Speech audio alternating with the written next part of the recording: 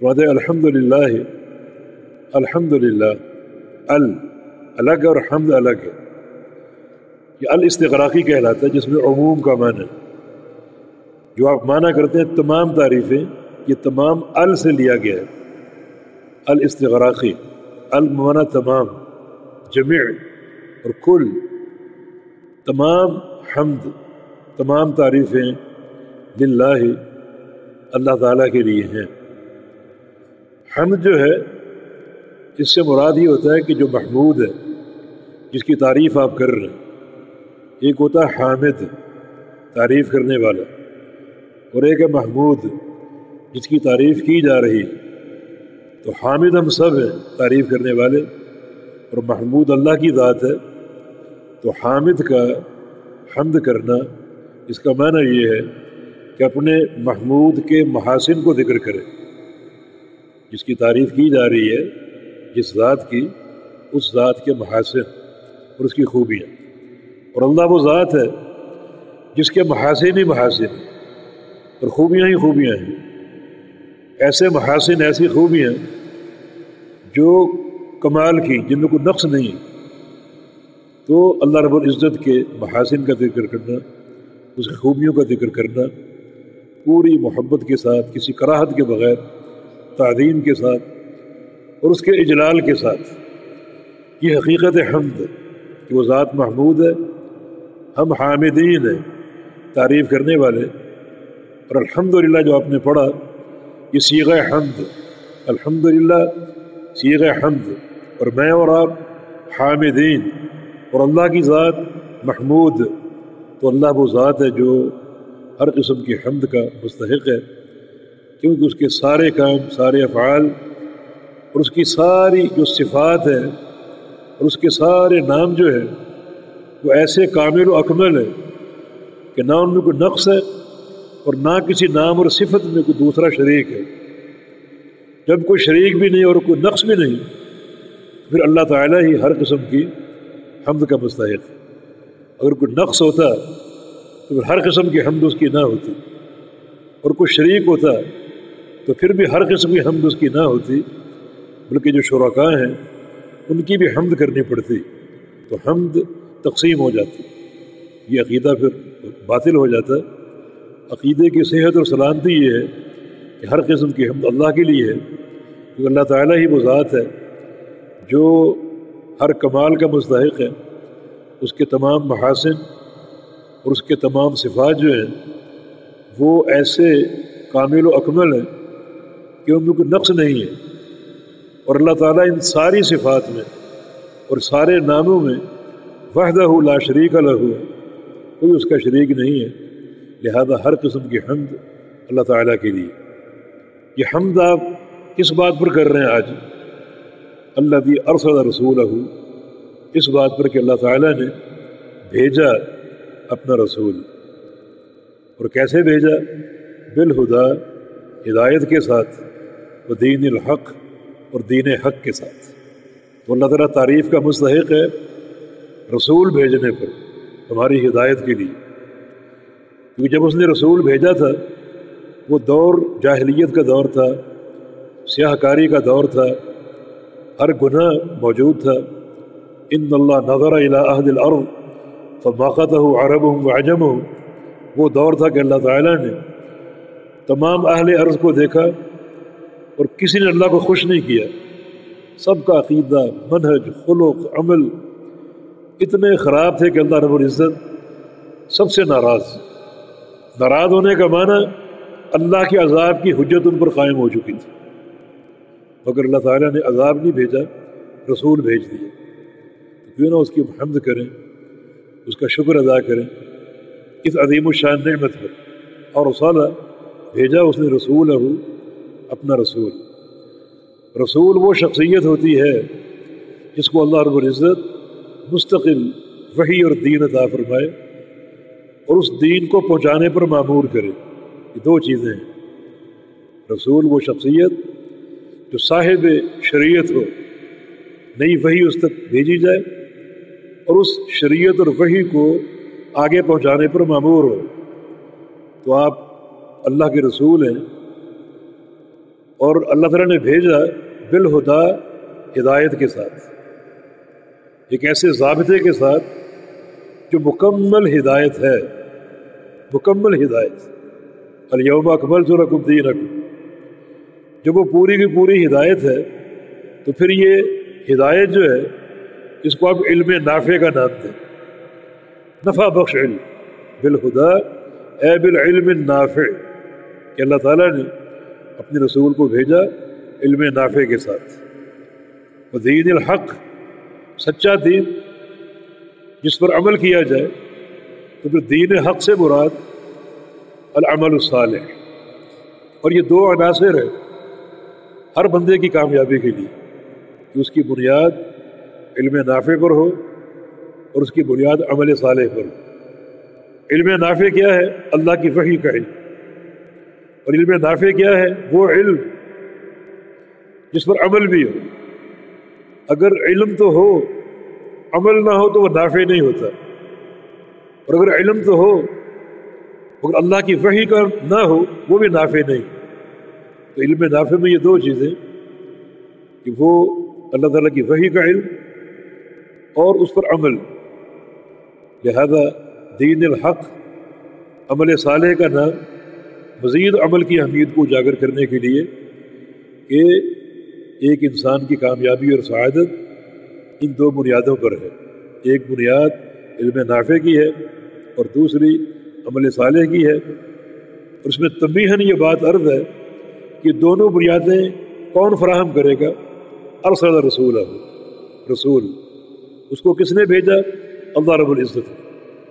یہ ایک ترتیب ہے، اللہ تعالیٰ سزاوار حمد و ثنا ہے کہ اس نے رسول بھیجا، اور رسول دو چیزیں لے کر آیا، ایک علم نافع جو اللہ کی وحی پوری کی پوری، اور عمل صالح کی دعوت۔ اور اللہ رب العزت اس لیے بھی حمد و ثنا کا مستحق ہے کہ اس نے رسول بھیجا، کیوں؟ لیظہرہ علی الدین کلہ، تاکہ رسول کے دین کو سارے دینوں پر غالب کر دے۔ یظہرہ اے یعلیہ یغلبہ، اس کو غالب کر دے، بلند کر دے۔ کس پر؟ علی الدین کلہ، تمام دینوں پر، جتنے بھی دین، یہودیت، عیسائیت، مجوسیت، بوذیت اور یہ ہندوسیت، جتنے بھی دین ہیں ان تمام دینوں پر یہ دین حق غالب ہونے کے لیے آیا ہے اور غالب ہو کر رہے گا۔ یہ اللہ تعالیٰ کا وعدہ ہے، اور یہ ساری باتیں ماخوذ ہیں اللہ پاک کے فرمان سے، هو الذی ارسل رسولہ بالہدی ودین الحق لیظہرہ علی الدین کلہ وکفی باللہ شہیدا، وکفی باللہ شہیدا۔ یہ آیت کا اختتام بڑا امید افزا ہے، اس پر بطور گواہ کہ اللہ کافی، جو باتیں ہو چکی، رسول کی بعثت اور دین حق، علم نافع، علم نافع عمل صالح اور دین کا غلبہ، غلبے کا وعدہ سارے دینوں پر، ان تمام باتوں پر جو اللہ نے کی ہیں، خود اللہ گواہ ہے، اللہ تعالیٰ گواہ ہے، یہ سارے جو وعدے ہیں یہ پورے ہو کر رہے۔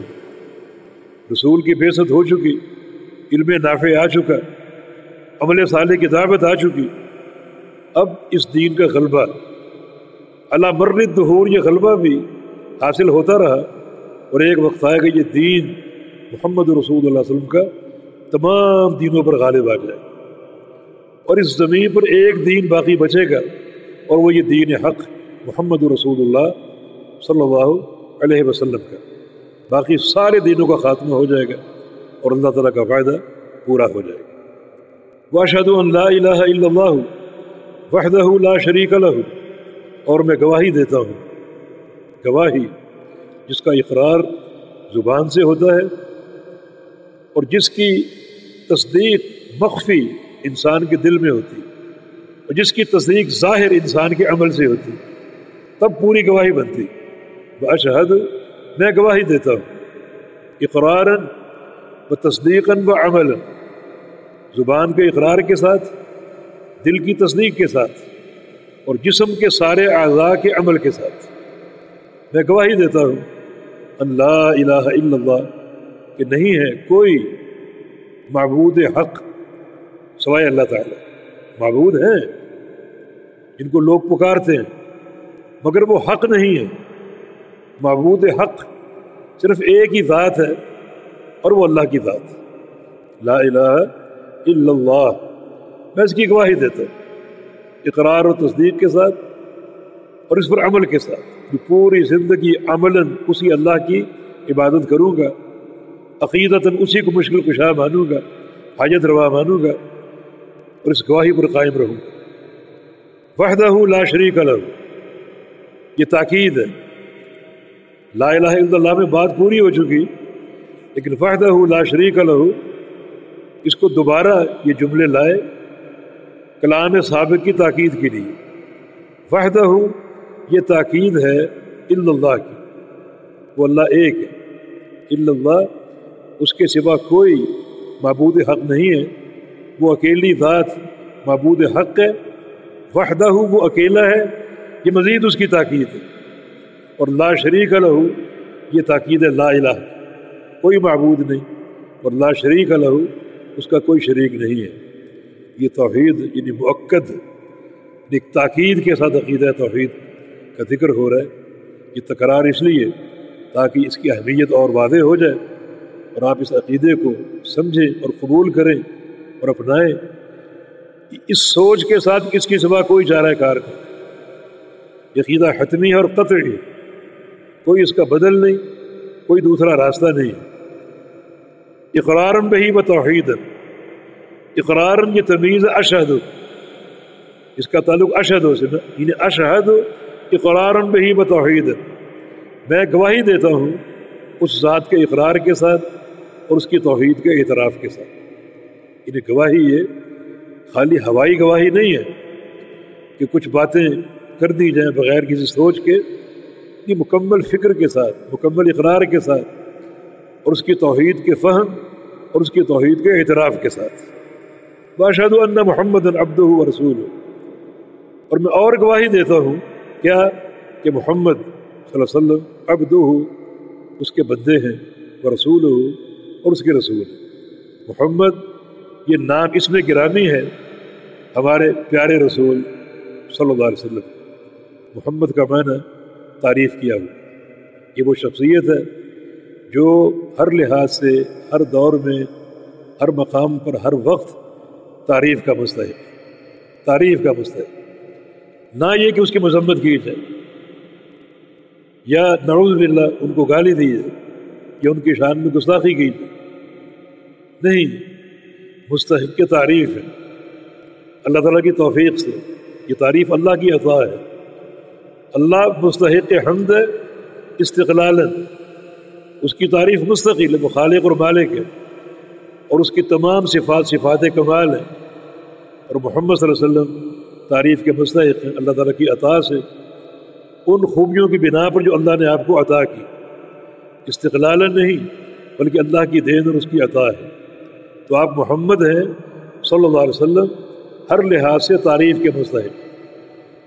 کفار آپ کا ذکر کرتے کہ محمد نے یہ کہا، محمد نے یہ کہا. ایک دن کسی نے کہا کہ ایک طرف محمد کہتے ہو، دوسری طرف ان کو گالی بھی دیتے ہو، ان کی مذمت بھی کرتے ہو، تو نام تبدیل کر لو. تو انہوں نے نعوذ باللہ اللہ کے پیغمبر کا نام مذمم رکھ دیا، مذمت کیا ہوا. اب وہ جب بھی آپ پر تنقید کرتے کہ مذمم ایسا، مذمم ویسا اور مذمم یہ اور مذمم وہ، آپ کا نام لے کر نہیں بلکہ مذمم کہہ کر رسول اللہ علیہ وسلم نے اپنی بیوی ام المومنین عائشہ سے فرمایا کہ انظری کیف صرف اللہ عنی سب قریش، کہ عائشہ دیکھو اللہ تعالیٰ نے مجھ سے قریش کی گالیوں کو کیسے پھیر دیا، قریش کی گالیوں سے مجھے کیسے پاک صاف کر دیا. یہ سبون مذممن، وہ دن رات گالی دیتے ہیں مذمم کو. وانا محمد، میں محمد ہوں. تو ان کا پورا جو گالیوں کا زور مذمم پر ہے، میں مذمم تو نہیں، میں تو محمد ہوں. تو اللہ نے کس طرح قریش کی تکلیفوں کو، گالیوں کو مجھ سے پھیر دیا. محمد صلی اللہ علیہ وسلم تعریف کیے ہوئے عبدہ، اللہ کے بندے، ورسولہ اور اللہ کے رسول. یہ نبی علیہ السلام کی دو خوبیاں ذکر کی، ایک آپ کا عبد ہونا اور ایک آپ کا رسول ہونا۔ یہ عبد عبدیت خاصہ ہے، عبدیت خاصہ، ایک عبدیت عامہ ہے۔ پوری دنیا اللہ کے بندے، انسان کیا، جن کیا، مومن کیا، کافر کیا، مشرک کیا، سب اللہ کی مخلوق ہیں، سارے اللہ کے بندے ہیں۔ یہ عبدیت عامہ ہے، عبدیت عامہ۔ ان کل من فی السماوات والارض الا آتی الرحمن عبدا، آسمان میں جو بھی ہیں، زمینوں میں جو بھی ہیں، رحمان کے پاس آنے والے ہیں بندے بن کر، رحمان کے بندے۔ قیامت کا وقوع ہوگا، ہر انسان نے پیش ہونا، آسمانوں کے فرشتے بھی وہاں موجود ہوں گے اور زمینوں کے انسان بھی، جن بھی، مسلمان بھی، کافر بھی، سب کو عبد کہا گیا، بندے۔ یہ عبدیت عامہ ہے اور یہ حق ہے، ساری دنیا اللہ کے بندے ہیں، لیکن یہاں عبدیت خاصہ، اللہ تعالیٰ اپنے بعض بندوں کو عبد کہہ کر خاص موقعوں پر ذکر کرتا ہے، اور یہ ایک خاص تعلق ہے اللہ اور اس کے بندے کے درمیان۔ جیسے قصہ معراج میں اللہ پاک نے فرمایا سبحان الذی اسری بعبدہ، پاک ہے وہ ذات جو راتوں رات لے گیا اپنے بندے کو۔ یہ اپنا بندہ بڑا پیار کا انداز ہے۔ اگر لغت عربیہ سے آپ کو کچھ مس ہوتا، کچھ واقعیت ہوتی تو بے عبد ہی کی چاشنی آپ کو محسوس ہوتی۔ اب اردو زبان وہ چاشنی کہاں آپ کو دے سکے گی جو مٹھاس عربی زبان میں ہے؟ تو بے عبد ہی ایک بڑی خاص ایک ترکیب ہے جس کا معنی اپنے بندے کو، بڑا پیار بھرا انداز ہے یہ، اور ایک اشرف مقام پر یہ عبدیت کی صفت کا ذکر ہوا۔ الحمدللہ الذی انزل الکتاب علی عبدہ، اس اللہ کے لیے تعریفیں جس نے کتاب اتاری اپنے بندے پر۔ یہاں بھی وہی عبد ہی مبارک صفت ہے اور پیار بھرا انداز ہے۔ تو ہم نے جو اوپر خطبہ پڑھا واشہد ان محمدً عبدہ، یہ عبدیت خاصہ کہ محمد الرسول اللہ صلی اللہ علیہ وسلم اللہ کے بندے ہیں، اور بڑا یہ پیار بھرا انداز۔